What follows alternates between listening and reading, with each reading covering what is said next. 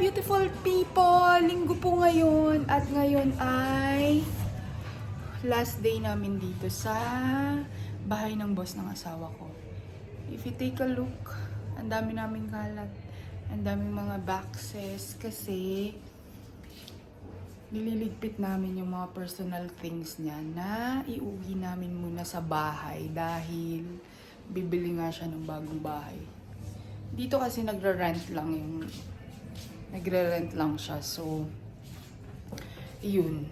Kailangan niyang mag-move out dahil itong bahay na to is, itong building na to is i-renovate. So, habang wala pa siyang nahanap na bahay, pero bibili siya. For the meantime, dun muna sa bahay, yung mga personal things niya.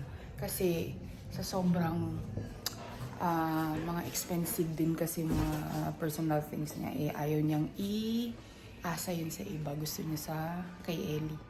Kasi nga, yun, trusted niya si Ellie. So, yun, lahat ng mamahaling gamit niya nasa bahay. Ilalagay namin sa bahay. So, yun. Ayun nga, hindi pa kami tapos. Yung asawa kong nakasimangot siya. Dahil, ayoko mag-coffee kanina dito sa loob. Gusto ko dun sa labas. Kasi nga, last day na namin.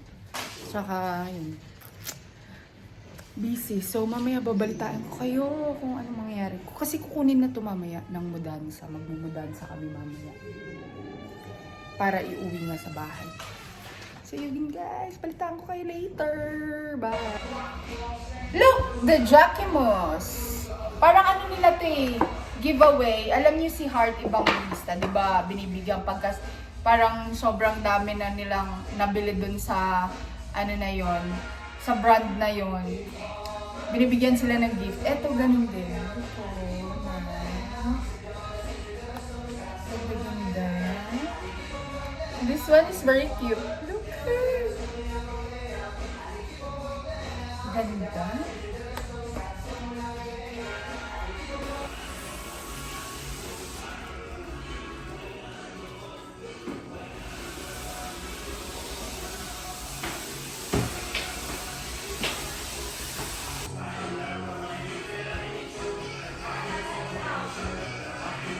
Ayun!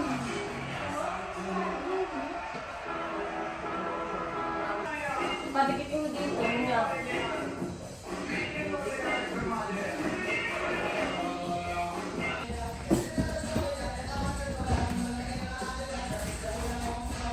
Sure ka? Diyan sa bagyo wala na.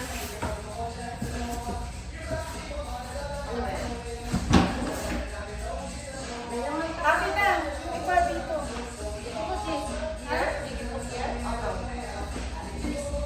Yung maliliit. Wala naman po. Ito pa oh. Siguro ito dito.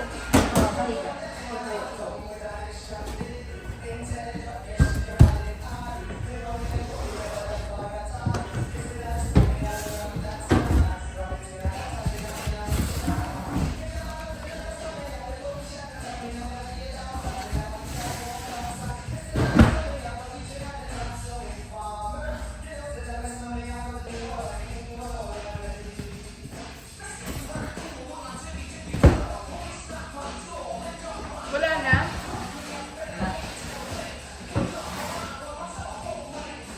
Ayaw mo to? Okay. Gusto mo pa rin tayo? Sino? Paano ito? Hindi na siya pa siya. Wala ka ng box? Ayaw mo na. Ito na lang muna. May box pa naman yan kasi. Ayang Prada.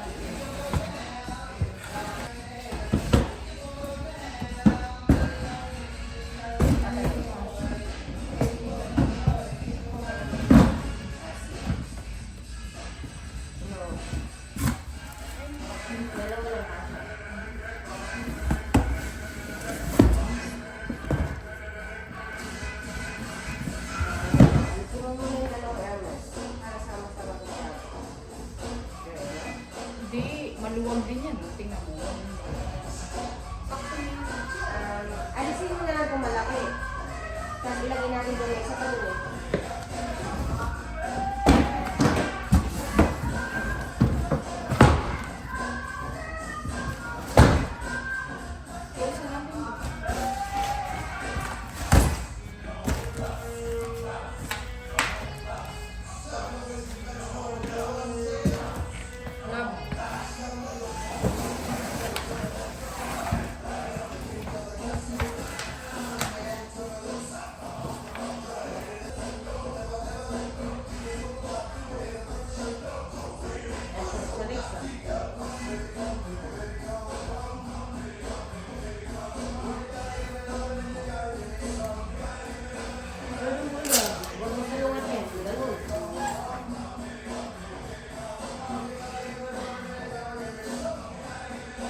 Apat, para kita na lang yung gagawin mo. Pero nag-reply ba? Ito mas maaga eh.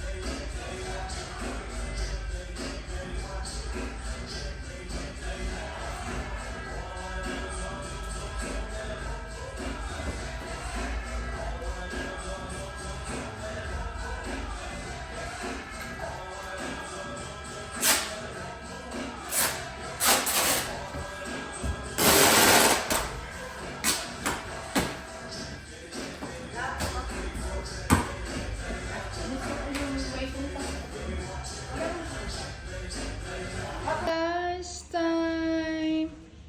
Bye, bye, bye. Mamimiss kita, oh bahay. Benjun, ka dito.